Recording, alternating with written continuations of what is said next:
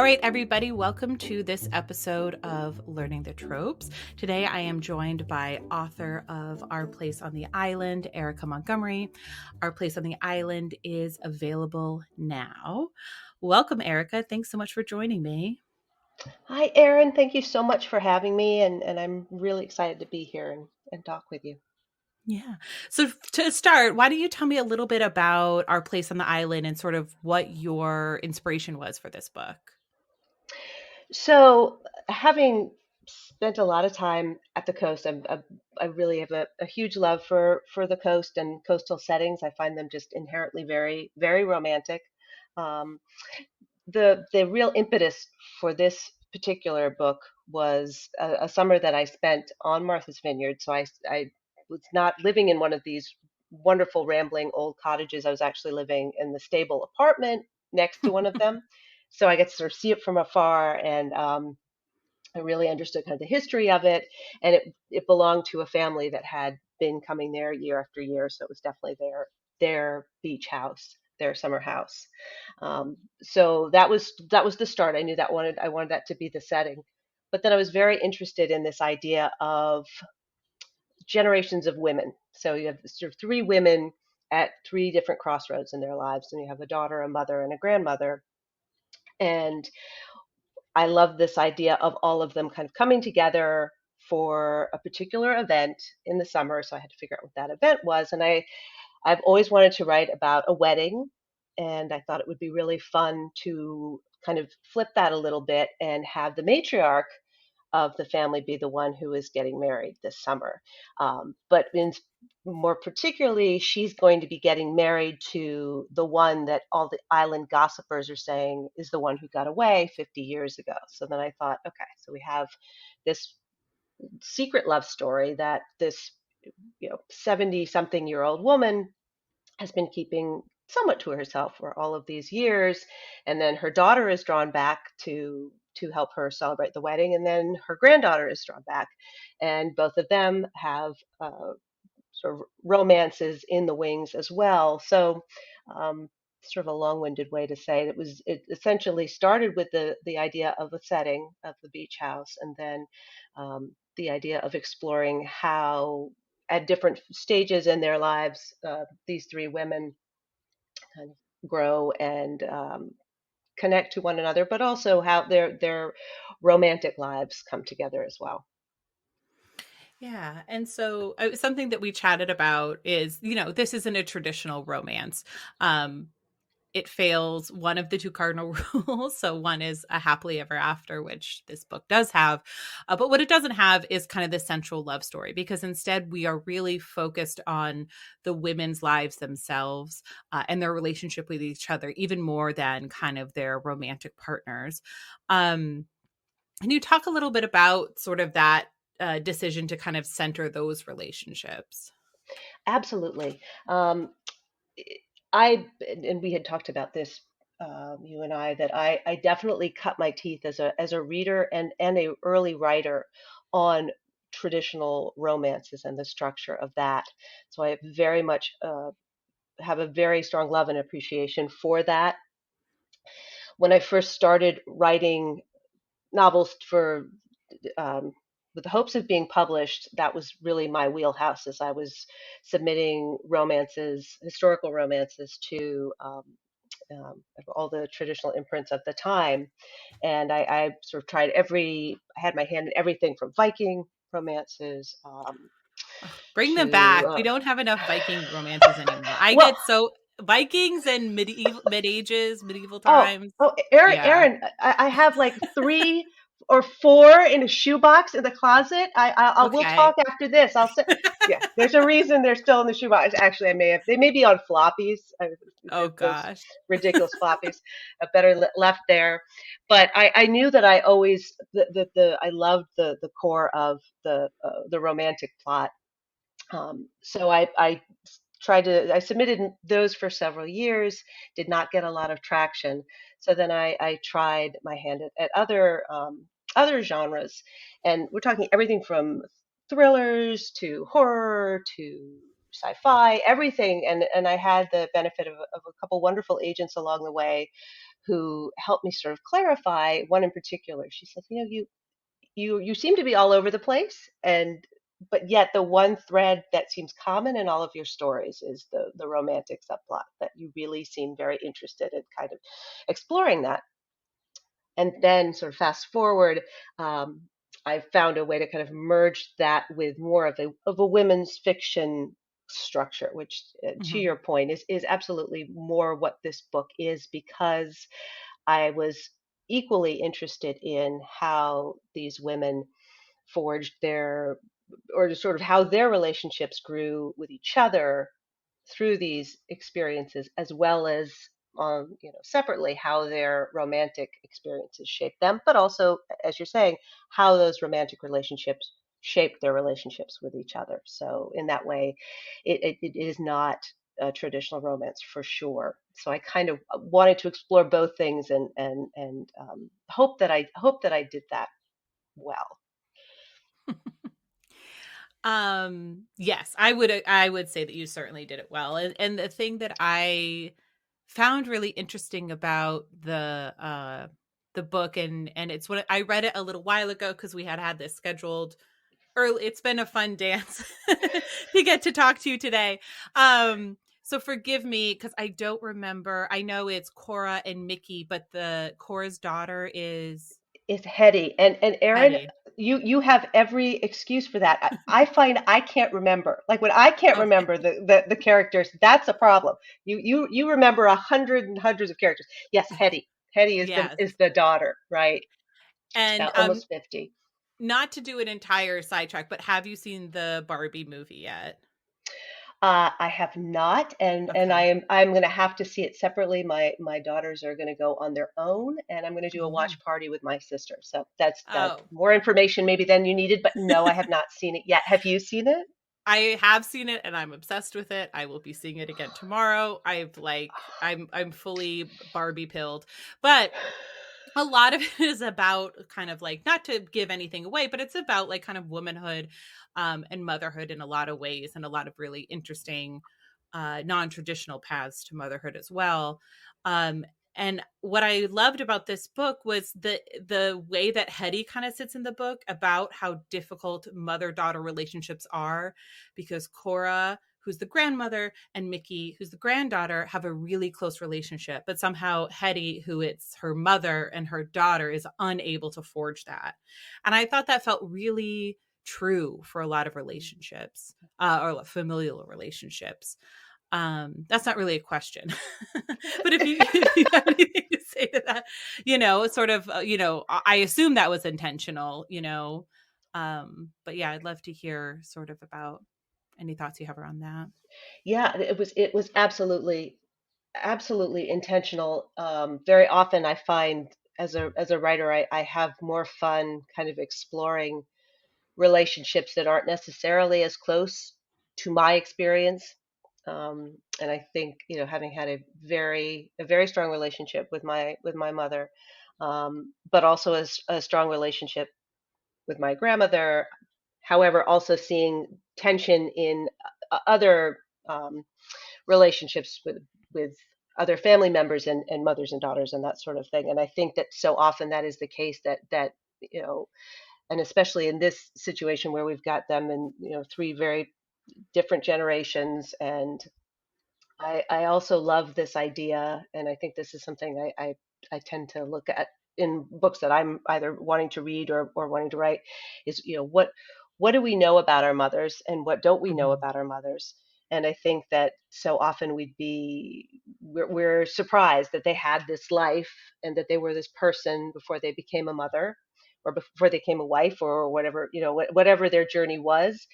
And I think it's a really fascinating thing for me as a writer to put that on the page, and see those sort of reckonings and epiphanies develop. So that was very intentional in this book, to see Hetty kind of come to terms with what she, and also that she had a very strong relationship with her father. Hetty was very much a daddy's girl, which in its Mhm. own way was probably painful for her mother. So I think it's all of those layers that I really was interested in exploring. Yeah, it was so interesting the way that Hetty was kind of unable to see her mother or her daughter as full human beings almost, that how painful it was for her, this maybe family secret was, because you want your mom to just stay your mom. And I always was like, I think you grow out of that, but now I think you don't. I mean, I'm almost 40, and so, it doesn't change. Um you talked a little bit about setting it kind of in Martha's Vineyard, which is a very specific kind of place. As I also mentioned before the call, so something strange about people from New England is that either you go to Nantucket or Martha's Vineyard. And so I go to Nantucket and therefore have been to Martha's Vineyard once for an afternoon. I have zero point of references, but I'm like, oh, it's completely different. It's probably not. They're probably very similar, but it's just like you pick one or the other in a strange way. So, yeah, I'd love to hear a little bit more about your time on the vineyard and kind of how you chose this setting. So the summer after my first year of college, I had an opportunity to spend the summer there with a longtime friend, and his family had in their family one of these wonderful rambling beach cottages, and we were able to stay in the there was a stable next to it, and there's this apartment above the stable. So we stayed in that, and then the other parts of the members of the family would um, be in the house.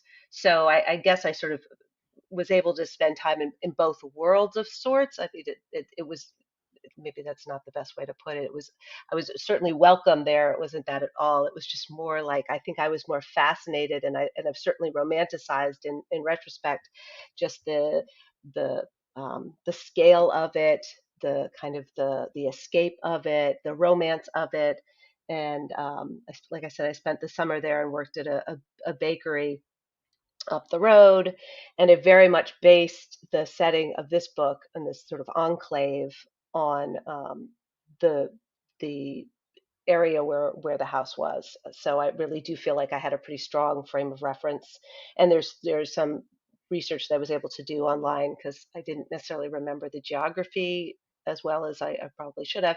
So that was that was my experience. That was previous to that, I'd been on the vineyard maybe twice, and not for an extended period of time. But I really felt like the setting and the landscape was really baked in for me, and it made it very easy to just slide into that world as I started creating the story. Yeah. And your other book is set on the Cape, right? Right. Um, so I'd love to hear a little bit about the role that place takes in your writing and sort of when choosing a setting. Absolutely. I, as we've talked about, it very much. I'm very focused on coastal settings. I've written other books that have also featured coastal settings. When I was living in Charlotte, which was a wonderful time, and I had a wonderful writing community down there. With a lot of my settings for stories down there were the Outer Banks and Folly Beach, and so those, for whatever reason, and having grown up in Maine, as we talked about, which is a very, as you know, it's a very, there's very little beach in Maine. It's like it's all rocky coast. So so it isn't that I'm necessarily attracted to a specific type of beach, but there is something about the water's presence that I feel like Mhm. it's a really important boundary in my stories. I just feel like maybe it is just because I always associate sort of escape reading and with that with that setting. But also, I think there's just something about living by the water and having that attachment and that kind of the compass, I guess, of the water and the tide. Um, I find it an endless kind of resource for story building. I don't think I will ever. I always think, okay, it'd be really kind of cool to set something in the Southwest, but I have absolutely no idea what that would look like. So I always am drawn back to the water. to the beach. Yeah. I'd love to hear just a little bit about your kind of like journey through writing. You talked a little bit about writing, romance in the past, but also sci-fi. Sort of, I'd love to hear kind of how you got to this place in your career. So I started submitting those Viking slash historicals. I was writing those in college and submitting those in college, and then all through after that. Um, and then probably 20 years later, I got my first book contract, and this is sort of a in a previous publishing life. I wrote women's fiction for a while, other women's fiction. Um, and then I also was working with a romance imprint, Thule, and writing some really that was a wonderful experience of writing novellas, so romance novellas Mhm. that were much more, like I said, like we talked about, that was much more that kind of traditional structure with the two POVs, and I think that is really when I kind of clarified what, you know, we're talking about tropes, like, what are my favorite tropes, and what tropes, even though I don't necessarily write currently, these two books are not necessarily traditional romance. I still feel like I have the tropes that I love, and I do try to bring them into the story. So that was probably when I was writing for Thule and writing these novellas. It was a lot of kind of the enemies to lovers, for example, or forced proximity, and I started to realize, like, that's, the grumpy sunshine, like that. Those are, and I don't think I even realized, and I certainly love to hear your thoughts on this, Erin. That because knowing you and I were going to talk, I started thinking more about this. Like, do we are we even aware of what tropes we really are drawn to? Like, I feel like we're drawn to them almost very it's sort of primal. I feel like, yeah, I know I like that trope. I know I like that Mhm. because then that's the one that I want to write. So I feel like up until that point, and then past that, in the last 2 years, or the last two books rather, the Summer to Remember, and then Our Place on the Island. Um, so that's been, all said, it's been 20 plus years that I've been submitting and writing, and getting plenty of rejections, and then getting contracts, and being very grateful for those, and obviously grateful to be able to keep writing. Yeah. You mentioned there was a kind of a 20-year gap between you kind of submitting the Viking stories to getting your first contract. I know a lot of our listeners are writers, or they're starting their writing journey. So that's why I always find it so interesting. Um Sort of in that gap, were you still writing, or were you kind of like putting it to the back of your mind? Sort of what was the impetus to then 20 years later get that first contract? Erin, I was writing continually, probably with the exception of maybe 2 or 3 years. I was absolutely writing and submitting, and kind of building the. I mean, clearly, I am not trained as a writer, so I think that I obviously had a lot of learning to do Mhm. through reading, which is the best, as I'm sure you would agree, that the best teaching out there. Um, and then just really kind of developing my voice, but also really deciding, as I was saying, looking at all these different genres and finding what story I really wanted, what was sort of the sweet spot for what I wanted to write. And I do think it took probably, I say 20 years, but it was probably 15 full, sort of not necessarily fully realized manuscripts. I won't flatter myself that way at all, but they were certainly 15 fulls that I sent out, and we're talking, querying in the good old days when you had the pink pages. I'm not sure, your readers may be familiar, or listeners may be familiar with the pink pages. So you buy this book of all these romance imprints and agents, and like, it was just, you mail your partial, and then you'd wait 6 weeks and you'd get it back. I mean, just such a different world than the Mhm. way it works now, where it's just an immediate Sometimes it's an immediate response, but I mean, it's an immediate that gratification of like, okay, I just hit send and I just sent out 5 queries, and um, so it was definitely it was a long journey, but no, I did not stop really at any point. And one of my favorite stories is is to tell is that when I finally got my first contract, and I explained to my father that I was going to get some money for this book, and he just looked at me like, oh, so you're going to get paid, because every time I would finish a book, and then I would say, he'd say, oh, did anything come of that? No, they didn't want that one, Dad. So, oh, well, so you're done. It's like, no, I'm gonna write another one, and gonna start all Yeah. over again. And it just kept doing that. So yes, 20 years of but Aaron, and I've taught creative writing and to high schoolers who are such wonderful human beings and so full of ideas. And very often parents will say, I'm concerned. I don't, my daughter or son really wants to be a writer, but I know that's not a particularly lucrative career. And I think what I always say is what I always thought of for myself in those 20 years is that writing, you can write and still hold down a job. It's not like you have to put anything at risk. It's if it's your passion and you want to keep doing it, and you're just incredibly stubborn like I was and am, it can still be something you can pursue outside of other careers. Yeah, definitely.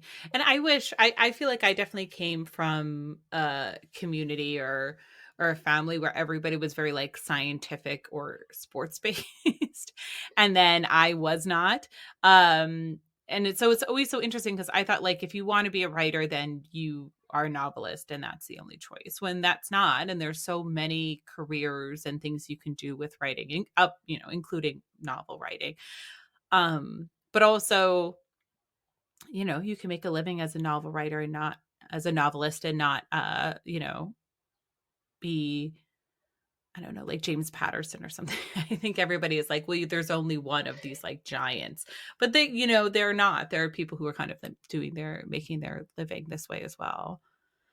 Um, Absolutely, and certainly plenty of the other, obviously writing is so wonderful because if you want to pursue publishing and that is your goal, that's fabulous. But if it's not, that story still needs to come out, and it can still come out, and it can still be incredibly satisfying and validating, and it's one of those outlets that is always there. At least that's how I think about it. I can't imagine not writing.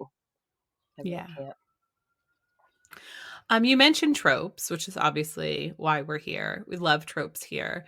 Um, and so you mentioned, I think you said enemy to lovers as kind of the ones that you go back to. So I'd love to hear a little bit, especially since you cut your teeth on romance, kind of what are the tropes that you love and why? So I think the very first time I realized I was reading a romance that sort of had or I really identified that trope was, and you and I talked about this earlier, when I read Vows by Lavrile Hmm. Spencer, and I had She's also so just, amazing. Yeah, I'm obsessed with her. uh, so Yeah. my that was yeah, she definitely is one of those that I would sort of keep her book. I did. It was that copy of that book. I would sort of keep it very close, almost the way I keep On Writing by Stephen Hmm. King. It's just enough to have it there. It's just like, especially I think when you're starting writing and you're really trying to identify your own voice, I think it's so helpful to have that inspiration of somebody who just, you can literally pick up. And I also had to bring over, because I still have my copy of The Oh, Hellion beautiful. Bride. Speaking of enemies to lovers, but it was like, Hmm. this so Catherine Coulter, um, and I have to say, I have to interject really quickly before I get, because I made a note about this. Okay, is it possible that the wonderful art um, for your on your website, when you're Yeah. bringing up the other interviews, is it possible that that was inspired by Gentle Rogue, the original Yes. Fabio? I saw that. I knew it. I love that. Because in We gave Defy Not the Heart, it you was. Yeah, we gave her a few inspirations. We gave her a few things to pull from, but yeah, she pulled Love Gentle that. Rogue mostly. Yeah. I know it kind of breaks my heart because I was doing um, some research, and they obviously have new covers. They went through an evolution of covers, and I just feel like how could you improve on the Fabio covers? I mean, that's just like I that era. agree. I, clinch covers is what they're called, and I want to bring back the clinch covers. We're going in this weird animated cartoon cover thing that I can't stand, and I get it because it's difficult if you don't have stock images of certain marginalized communities, and so in that I'll give it a pass. The solution is let's get some clinch covers with people from marginalized communities. That's what I would like to see instead. I um completely agree.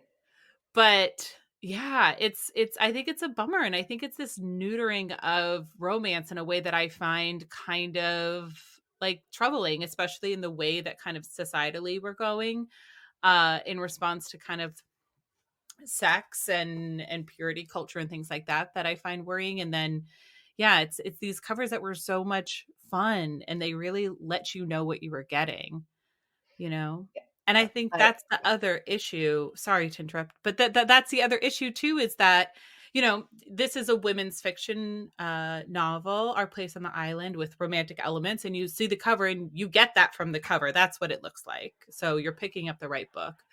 But also they're doing that to books that have like explicit sex scenes or dark themes, and we're not getting that same signaling anymore the way that you would when it was like a Fabio cover. You're like, somebody's getting mhm. laid, you know? In like a really like intense way. Exactly. Like a Yes. very, very intense way. Exactly. Exactly. No, I Yeah. think that I completely agree with that because I have daughters who are of the age, and to that point, won't name names, but they had picked up a book that sort of from the outset, from the cover, very much looked like something that would be. And again, this is not that I write and read romance, so this is not like I couldn't Yeah. have them read that. It just was more like, oh, that was not what they Mhm. were looking for. That was not the expectation they had from that. And so I think that's very interesting. And I'm obviously not the one to speak to that, but that is certainly something I'm curious to hear that you're feeling that, because I've been curious about that too, based on my own experience, like I said recently. Yeah, exactly. And I don't know how old your daughters are, but it's like, yeah, there are, you maybe you want to be prepared to have conversations depending on what the content of the books are, or you just sometimes it's just not appropriate. I don't know. You decide. I don't have kids. I feel like you decide as a parent what is best. And I think it's yeah, this yeah, I think it's not great for romance. It's a little disappointing. But yeah. Well, it's interesting. I was thinking too about how, and I may have even made this comment to my husband recently, that because in terms of sort of cutting my teeth, and what I think of when I think of those early romances is a place that we lived in a small town in Maine and had this wonderful small library, but there was this great little alcove that had all of the, and it was right near the children's section, which I thought that was great, because then it was like I could pretend to be there, but then I could step over to this little alcove and it had all these amazing pulpy paperbacks, like all the Yeah. paperbacks were there. And there was something very kind of um, scandalous, but not, I wouldn't say in a dangerous way, but in a really evocative way that got kind of my thoughts turning, stories building. And it wasn't just romance; it was all other genres, but it was definitely like adult. Um, so I think it's kind of interesting. I came upon a copy of was it what I guess Wifey the other day, and I was just thinking like, oh, that would have been a book that, like, for example, I remember that Mhm. cover and thinking, okay, well, probably I'm gonna take that off my aunt's shelf, and I'm just gonna like need to go in the other room for a little bit so I could read it, and then I'll make sure to get it back in the shelf, that sort of thing. Whereas I feel like Mhm. that was kind of almost the rite of passage. I don't know. And again, I don't want to be, obviously I don't want to be dated about it, and obviously everybody should feel like, they can access whatever books they want to read. That's not what I'm saying at all. I think if anything, I fear the opposite is happening, that people that there isn't that opportunity to get totally kind of enchanted by a book, and really feel swept away by a book, because as you say, there's this just kind of, um, you used a great term, and I can't remember what term you used, and maybe neutering of, Yeah. is that the term you used? Yes, exactly. Those sort of images, and therefore the story behind them, and then the whole motivation to come to that story. Oh yeah. I mean, listen. I've talked to enough romance fans and romance novelists and myself to know that, like, we were pretty young when we started sneaking those books. Oh, But absolutely. it's like, of the ways to learn about sex, I think that romance novels are like not a bad, like every romance novel is not great, but I think in general it's like a pretty good place to start, you know, compared to the other things that are out there. So no, I don't mean I to think agree. that to act as though there should be an age limit or anything like that. But yeah, people should just know what you're getting. I think that's the big thing. Yes. Um, so to to change gears, but so you've been writing for your whole life, it sounds like. Do you have sort of a writing practice that you utilize, kind of like whether it's a daily practice or just, the way that you work yourself through a book? It's definitely changed over the years, Erin. When I was younger, I would definitely write whenever I could. I was not probably as um, disciplined about it, and then once I started getting contracts, and my daughters were younger, and I would still have to kind of carve out that time. And now that once they were old enough to be in school full time, I definitely extended that. I'm the kind of writer who I could sit and write for like 10 hours straight. If anything, I need somebody to kind of help me move out of the chair. Whereas I have Hmm. friends who very much write. They have a window and that's it, and then they get their word count, um, and then they do other things and wait for the next day. But in terms of the actual process, I'm not. It's funny. I feel like the more I write, and the more I understand about writing and feel comfortable writing, the longer the process takes me. And I always feel like it should be the opposite, that I should be more efficient. I should be able to draft faster, but I don't. I'm still 3 or 4 drafts before I really feel like I really have a good sense of the story. And I'm not much of an outliner. I've gotten better about that. I'm more of a pantser than a plotter, I would say. And again, I feel like I should be more efficient. I don't know why I keep using that word, but that is my process. I really um, I need to see a story through in probably 3 or 4 iterations before I feel like it's doing what it needs to do. And I know certainly as you do as well, and people who are they really can hit the mark within 1 or 2. It just kind of happens. So that's not me, and I wish it were, because I feel like I could be, again, efficient. But that, at this age, I figure it Yeah. is what it is. I'm just going to roll with it. Totally. I always find that so shocking when people tell me that they're pantsers and they have such intricate plots, because I'm just like, how, like, do you just have like post-it notes everywhere? I just don't know how people have that in your mind, because with you, you have basically three storylines going, but one storyline is two storylines because it's modern day and it's in the past.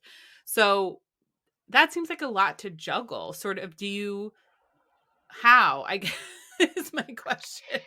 Yeah, well, truly, I think that, and that maybe that's why I require so many drafts, is because there is sort of the kind of the basics of the continuity, a lot of which amazing copy editors will pick up, and I'm so grateful to them. Um, but I think, for example, the dual timeline, I always think, okay, maybe I should do those separately and kind of flesh those out on their own, and then I'll start to do it that way and write them like two separate stories. But then the flow never works. Um, so it really it is a matter of kind of going back. And that's why I say I do think I've used to be a full on pantser, and I've learned to be a little bit more of a plotter for that reason, because I do want to make the storylines, especially in dealing with kind of the layers of the relationships, whether it's the romantic relationships or just the family relationships, really seeing those threads through. And certainly as I get older, I cannot seem to keep the focus, and the information just goes so quickly. It's like if I don't write it down. So I don't know if I answered your question, but I find it very challenging. How about that? I do. Okay, well, that makes me feel a little bit better because I definitely I like have notes everywhere and everything.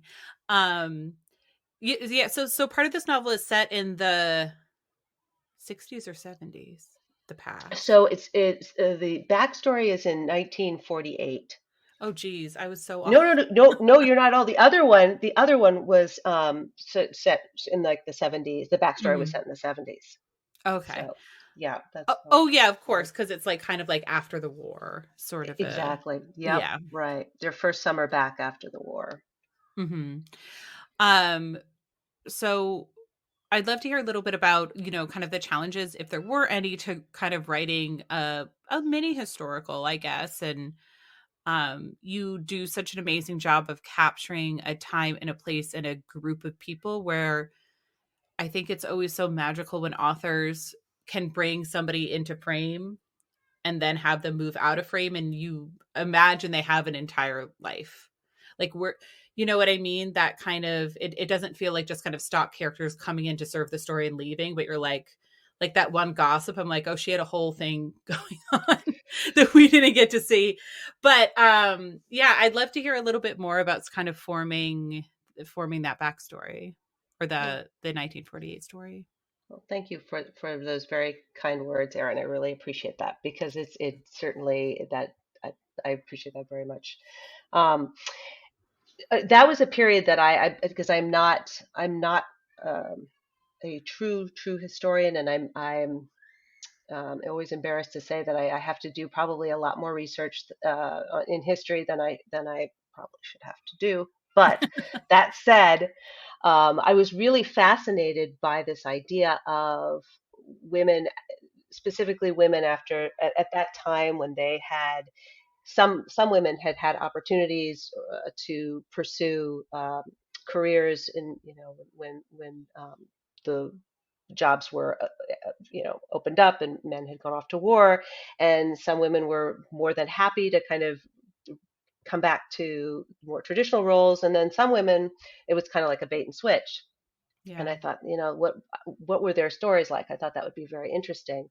So I started from that place in terms of wanting to set it then, and that became my the era.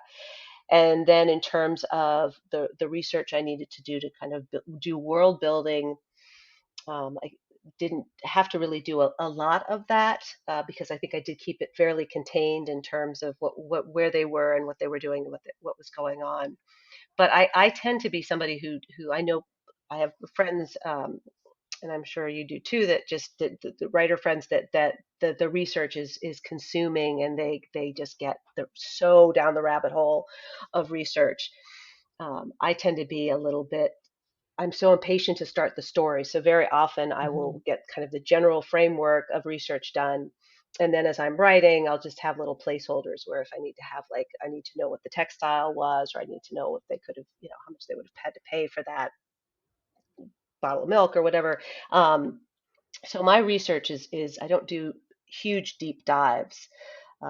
So in this case, like I said, it was really just a question of kind of setting that framework for the world building, and then really focusing on the the the human condition of Cora, and having that conflict between wanting to pursue her passion of cooking, and when she worked in the restaurant of her uncle's when he was deployed, but also knowing that she has opportunities now that she's married to Harry, and going to this brave new world of his community on Martha's Vineyard. So I was more interested in that, but obviously I needed the world building too. Yeah, I think that's such an interesting time, uh, that hasn't been explored fully yet, and that is so ripe for exploration because, yeah, the anger that so many women must have felt in a time where women weren't allowed to be outwardly angry. I mean, we're not allowed to be angry really now either. But, Agreed. Agreed. then yeah, but then not, I don't know that they would have had the verbiage for it at that time. Yeah, I found it so interesting and so utterly heartbreaking. Cora kind of being resigned to her her kitchen in this beautiful home in Martha's Vineyard, so I guess you can't feel that sorry for her. But, just kind of that unfulfilled nature, and I think that's what made it so lovely when it was recognized by, um George was his name, the contractor? Max. Max. Max. Oh, Do, sorry. oh, do not. Oh, please do not worry, Aaron. Do not worry one bit. I don't know why I had George in my mind. I think maybe I had okay, anyway. But Max kind of seeing her, you could it's funny because sometimes you read books that aren't romances, but you're like, they read romance. You could tell. Oh, good. Oh, good. Oh yeah, yeah. Because when Max shows up at the scene, I'm like, oh, she knows. Here we go. Yeah. But it's what made that such a beautiful love story. Was it him being able to kind of see her and then all of that longing, which I just like. I love an unrequited. I love a longing. I love an angst. So I was going to say, do you ever get to, not to turn this on you, but do you have a, what would you say is your favorite trope? Do you have a favorite trope or a couple I that de- you're drawn I to? definitely do. I mean, angst. I love angst. I love class difference. I love a Mhm. rich woman and a poor man for some reason. I like that kind of flipped. I find Okay. that really interesting. Can Okay. add to the angstiness sometimes. Um I like yeah, kind of unrequited love or um when somebody has to betray the others for a reason that the other one doesn't understand. I'm sucker for it. Mm. Claypest does that in her book. Oh, what's it called? It's the blue dress on the cover. Oh, oh, Now I'm yeah, it is. Uh, no, I know which one you're talking about. I can I, see it too. The back of the. yeah, it's oh god, this is gonna drive me crazy. It's What have I done? I know we're gonna have to look it yeah. up. We have to look it up. Yeah, I'm gonna look Okay. it up right now. Okay. It's like midnight or something like that. I feel like I just had it up on my People are Goodreads. screaming right now. Um, I know. Just like it's somebody. Aileen is the heroine. Again, the magic. I Again, get. the magic. Woo! Okay. Okay.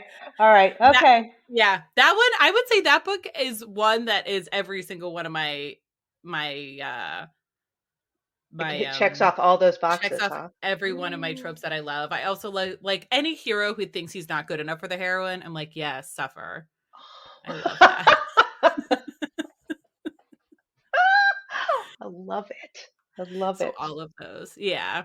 I love it. Um, my like the one that I always search for, and maybe if this is one of your Viking books, you're gonna have to send it to me. But because Lorraine Heath does one, did it the best, and that's her Texas Destiny book. But it's like I you're bringing when like a hero is bringing a heroine to like marry some other guy, and along the way they fall in love, and then he's like, but now I have to give her away to this other person. I'm like, give me more. That's a But those always that's a seem to be great like, one. yeah, medieval or Scottish or something like that. So Yes, I do love that one too. What is that? yeah, Is there like a sort of an official term for that trope? Because that's what I feel like I struggle with. I know them in sort of in general, but like I know that there's, like Grumpy Sunshine. Like I know that they've been assigned very specific names, but I wouldn't know. yeah. I know that trope. I love that trope, but I wouldn't know what to. I don't- I'll I look into called that one. it In Love with What the is? Wrong Brother because in Texas Destiny they're brothers. Oh, okay, Um, okay, but that doesn't you don't need to be brothers, but or like a bodyguard kind of. But the specific of like the traveling is what I'm after. okay, okay. Okay. So our listeners will be sending me a lot of recommendations now, which I love because I'll always be like, "Is there a book?" And it's like all these strange things, and they're like, "Yep, here you go. Here's a list." That is um, awesome. That is yeah. What awesome. about you? What are your tropes? You said Grumpy Sunshine. Are there Yep, any and the like and those specific ones you don't know what they're called? well, it's interesting when you said the class love stories. Like I do love that, which is sort of what a little bit of I Yeah. think what's playing in with Our Place on the Island. The like it's kind of a version, I guess, of the fish out of water, but in a trope version. So she's like, she's having to um yeah. So I think when you said that, that definitely made me say, oh yeah, I do, I love that one too. But I really feel like it started with Anne Shirley and Gilbert Blythe, like that Uh, enemies to just that, just that, because I don't know that. I think maybe for myself, one of the reasons that just has such appeal is it's such a wonderfully romantic concept, and I don't know that, because I feel like the best tropes are the ones that are not necessarily a thing in sort of reality. Is that just a terrible thing right. to say? But I think that's part of their No. appeal, that they're so, they just, they're not necessarily something we can engage with in reality all the time. But that definitely, I think that started me. And then, like I said, when I read that Lavril Spencer when I was younger, and just really just kind of fell into that whole enemies to lovers, because it just feels that much, especially when there's that sparring and the feisty heroine, she's just so great. You love her. And even in something like Vows, where he's going to stand up for himself, Tom Jeffcoat, he's going to do Mhm. that. But he also is clearly just a really decent guy. I definitely am not a big, and again, I apologize to your listeners, because I know this is a thing that I tend to write really. I'm not a big fan of the bad boy trope. Yeah. I don't. And again, not that I'm not a fan of reading it. I should be very clear about that. I don't write it. That's sort of my instinct, isn't to build a story around that. Usually, the guys are just. I find nice guys really sexy. I just find that very appealing. It's probably very healthy for you in your romantic relationship. Yeah. I do I mean, I married a very nice guy, but I do think that, like, yeah, when I'm reading, it's like, "Oh, a big old brute." It's fun. Well, exactly. I mean, again, Yeah. and it's one of those things too. And I think you can appreciate too that I think as soon as you realize, like, I know there are things I would love to be able to write. I know there are tropes I would love to write. There are characters I would love to write. I do not think I could write them. I know I couldn't, Mhm. so I won't even try it. But I could still enjoy reading them. But at the same time, it can be a little frustrating. Like, yeah, that could be really fun to write, but I know it's not my wheelhouse. I won't waste anyone's time. I really won't. I don't know if that's true, but I do think, like, that's kind of what romance is. It's trying on all these different relationships or trying on these kind of things that, like, most things that happen in romance novels are not things I would want to experience myself, but still are so much fun to read. Um, Along that, so the way that the podcast works is we have kind of like three different kinds of episodes. So we have episodes like this, obviously they're author interviews. We have where romance fans will kind of bring me their favorite romance novel and we'll read it together and discuss. And then we have romance virgin episodes. And so that's when somebody who's never read a romance and I recommend them their first romance, which let me tell you, when I came up with this idea, I did not realize the stress I'd be under because I've been in like my stomach has been knots for 2 days based on a book that I recommended to a friend where I'm like, oh no, it could be this other one. Anyway, do you have a book if somebody is ever like, oh, Erica, I know you read romance, like I want to start reading romance, like where would I start? Do you have a book that you would recommend? I would absolutely say Lavril Spencer. I Yeah. would say Vows, Separate Beds. Um, but like I said, I also, that's a part of why I brought over my Catherine Coulter, The Hellion Bride. So I Mm-hmm. would recommend that one. So I would say either of those two. Again, those are the ones that I always come back to in terms of like where I feel like something sort of shifted in me where I was like, okay. this is not just something I want to read. This is something I want to Hmm. write. I can see this story sort of growing in a story like that. I feel really compelled to build a character like um, like Emily in Vows. I could imagine building that whole world. And I think Phil Yeah. Spencer's, I've talked about, does such an amazing job of it's that world building, which is obviously a huge part of the talent of an author who can make us fall in love with the characters and the stories. We have to be all in. So that would be my recommendation. I hope that book is still available. Yeah. Don't My I would favorite hope live so. reel is Morning Glory, Okay, Morning Glory. I forgot about which that I one too. I'm don't gonna write think that. that, yeah, which is set in the 40s. And I feel like so many romances that are either kind of written contemporary to the author or they're, like Regency, medieval, Viking, or something like that. So just something in the 40s. It was so interesting, but she did such a phenomenal job of that. Yeah, I'm gonna write that. I'd forgotten about that one. I need to revisit that one. See, And now they I made a got a movie of recommendation it. too. Yeah. I didn't know that. When did they With make them? Christopher Oh, Reeve. okay. I I'm think it's I'm like a in. TV All movie. right, I'm in. We I were gonna am watch it in. for the podcast with my old co-host, but then we kind of never got around to it. And we still should because it I wonder was. if we can. I wonder if it's okay. Now I've got to find the book and the movie. All right, I'm on it. I'm on it, Erin. I'm on You have it, to and I let me will know get. what you think. If we hadn't already done it for the podcast, I would have said that you should come back and we could talk more Live Real. But I haven't read Vow, so maybe we could do that Okay, because I I'm would I always would love into. that. I would love that. Tom Jeffcoat. Tom Jeff. Yeah. I mean, just the name. Like I remember when I first.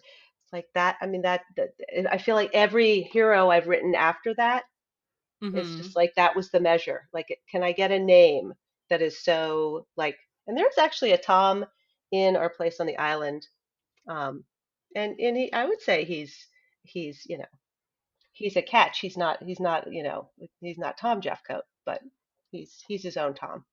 But yes, you'll Oh, have to. We'll stay I in touch I know. about I that. feel like we'll chat about that after we stop recording because I did have questions as that relationship was developing, I think. Okay. Okay. Something I was Okay. nervous about, but I can't say what Oh, it is. okay. Okay. Okay. Um, but yeah, so obviously the romances you've loved, just what have you read lately that you've loved? It can be romance, it can be non-romance, it can be an article. So I have been reading, I've been binging because I have not, and this is not romance, but I've been late to the Leanne Moriarty train. So Oh. I've been binging hers. Um, The Husband's Secret. This is probably the most recent one. And then I've been reading Jane Harper, who's also a thriller. So she's the Australian author. Um, so yeah, my beach reads. So like my the new Ellen Hildebrand um, they're over here, and I've been like binging that and kind of stuck on that those two authors. So that's what I've been reading most recently. Nice. I mean, that's genre. I think genre is genre. I think there's a lot of overlap of romance and thrillers. We kind of understand each other. Yeah, I think so too. I conversely, I would love not to put you on the spot, but I would love a recommendation. Can you? Is there one you've A a romance romance that yeah recommendation? yeah it doesn't have to be current, but see, I'm I putting mean, you on the I'm spot. sure I that you've mean read to. like Lord of Scoundrels. No, I don't think I have read Lord of Oh, Scoundrels. if you No. have not read Lord of Scoundrels, then Wait, that wait, is the one to w- recommend. wait. Okay, that's not. Okay, see, this is what happens. Is I think. Can you tell me the cover? I'm like, maybe I remember There's the like a cover. bunch of different covers of it. My phone has like frozen because everything is too hot. But All right, Lord of Scoundrels. I'm Lord looking of it up Scoundrels, right what are the now. covers? But it's with Dane and Jessica. Takes place in Paris. The Regency, right? Yeah. I don't know that Um I have. I have not read Loretta Chase's. No, I have not. Okay. Okay. So oh, that's my. Okay. Especially as an author and kind of the way that you utilize the other romance novels, like what she does is magnificent in that book. Okay. Okay. But I'm yeah. that is fabulous. I appreciate that so much. Seriously, I am very grateful for that. Okay, Loretta. Okay. And I think I got the good cover right here. Oh yes, I would remember that cover, and I have not seen that cover before. So okay. Well, I have my action. What do they say? That Yeah. my directives, my action item. I have my action item, Erin. Okay. Lord of Scoundrels. Okay. She's phenomenal, but I would say like Clay Pass, Sarah McLean, Loretta Heath, those are my like go-to, The like go-tos, yeah. once they Claypass, put I something haven't out, read I'm her in reading a it. while. Okay. Yeah. Okay.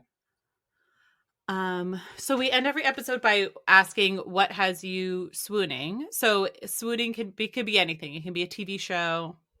We've already talked about books. It could be an app, it could be a product, it could be anything that you're enjoying right What now. has me swooning? Um, you know what? Honestly, I don't know if you're a gin drinker. I am actually. I love gin. You do? Okay. So I know I'm again probably late to the I'm kind of obsessed with Aviator Gin, which is not even that Okay. remarkable because who am I saying that? Obviously, it's I'm saying I'm obsessed with it, but it's not remarkable. It's not it's a pretty well known gin. I guess what I'm trying Yeah, to yeah, say. It's yeah. not like like oh wow, I've never heard of that, Erica. Um, but yes, I've lately discovered that, and I've been enjoying martinis with these like lemon rind filled olives with Aviator Gin. Ooh.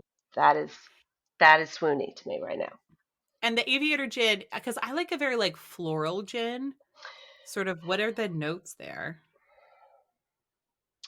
I I don't know that I would say what the notes are. I just know that they are not floral. How about that? Because I know that is that a good answer? Because my husband Yeah. is a big fan of like the more he tends to like that more. Is like would you say floral and grassy are the same or no? Yeah, like botanical, they'll say But too. okay, right, right. Yeah. I would So like not a say this is Hendrix or something. Yeah.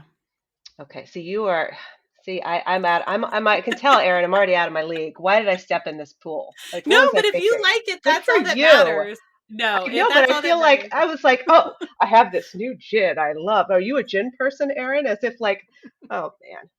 Well, so yeah. So I guess that's what I'm swooning over. But I have to Lord of Scoundrels, and then I need to like brush up on my gin before we talk You again, don't, Aaron. because it's I with got wine some work to too. It's do. like, yeah, but it's like if you enjoy drinking it, then it's good, and that's all that matters. That's not, you don't need to know. I just know because I'm always that annoying person in a restaurant. I'm like, "What's your most floral gin?" And waiters are like, "This, I can't stand this." Oh, okay. I would love to be there while you're ordering because I would learn so much. I love that. No, Yeah, no, no. I think that's fantastic. I think that's fantastic. So obviously I'm kind of new to like learning this whole, but yes, yeah. I that is one thing that is making me swoony. So I I mean, appreciate that you gave me a martinis. lot of you martini. Do you like martinis? Oh my, I love a gin martini, so Yes, I'm not there's no surprised. other. Yeah, There's no other. Okay, exactly. I I agree. knew we were. See, I knew this was all going to work out, Erin. I had no doubt Yes. between Real Spencer and Yeah. the gin martinis. Oh, perfect. So I'd love to hear kind of what's next for you. What do you have coming up, if anything, to keep an eye out for? So I am working on a new book now, and you're you're going to be shocked. It's set on the water. Nice. Shocked. Um, and it's following what I can say about it at this juncture is it's not a dual timeline. It's following a series of couples over the course of a kind of a wedding slash again I seem to be kind of hooked into the wedding thing, kind of an anniversary event. So it's following several couples going through all sorts of different things. So again, it's certainly an ensemble piece, but once again with very strong romantic elements. Excellent. Where on the water, can you say? Or I'm kind of looking. I'm looking. to have it be, and I know it seems like I should know specifically, but because I'm thinking more tropical, so I am still doing, Oh, that's what I'm still like in the research phase of even the setting. So I'm sort of building the characters, building the storyline a bit, and I know I'd like it to be a little bit more tropical. So possibly I can um, maybe international waters. I don't know. But I definitely, I'm not thinking the rocky coast of Maine, as romantic and wonderful and beautiful as that is. It's probably not the vibe for this particular story. yeah. Oh, interesting. And then you can go and call it a tax write-off. That would be great. Exactly. Maybe I should really be. That should be how I figure out where the next book is set. Exactly. That's what we're supposed to be doing? What is wrong with me? Yeah, and then Oh, you have to go. It's for your work. oh, Um, exactly. how can listeners find you and stay up to date on this next book's coming out and check out everything you've done? So my website is Erika Montgomery com. Okay, and then there's Erika Montgomery author at gmail.com. Um, and I have a um, I apologize. I was like, I had them all like over here, and then I was thinking, oh, I wouldn't have to necessarily. So I have a TikTok. I have a Oh, TikTok. cool. Uh, so, and I apologize, Erin. I thought I would be able to kind of remember them, and actually, oh, but wait, perhaps I can use my book. Well, I'm on. I should just say, so I don't take up any more of your listeners' time. So yes, on TikTok, on Instagram, on Facebook, but Erica Montgomery.com is probably the best place to find me because my website has all of my social links on it and Oh, all perfect. and some actually some videos of how to make some of the specialty signature drinks that are in my books. So again, I think I'm Oh, seeing a good. theme here. Drinking. Sorry, yes, I tend to. Eating. Yeah, exactly. So that's where to find all that good stuff is definitely on my website. I know that we're wrapping up, but I completely forgot about the drink. What is it called? It's like a So lobster lobster daiquiri. called It, so for the color, not mhm. not actually. No lobsters were harmed in the making of the daiquiri. Amazing. I loved that adding in there as well. So yeah, you'll Um, have to try one. You'll have to maybe you can make one. I listen, I'd love to. It does have gin in it? It does not. It has rum, but there are no Oh, rules. There are no rules, okay. Aaron. You can. I think that would be research. Maybe it tastes good with. Maybe I just need to make one with an aviator. It is if you like a floral gin, it's kind of a sweet drink. I think it could work. How about that? I think it could work. Let's try it. I'm Okay, open. I'm in. I'm in. All Yet right. Well, again, another. We'll add that.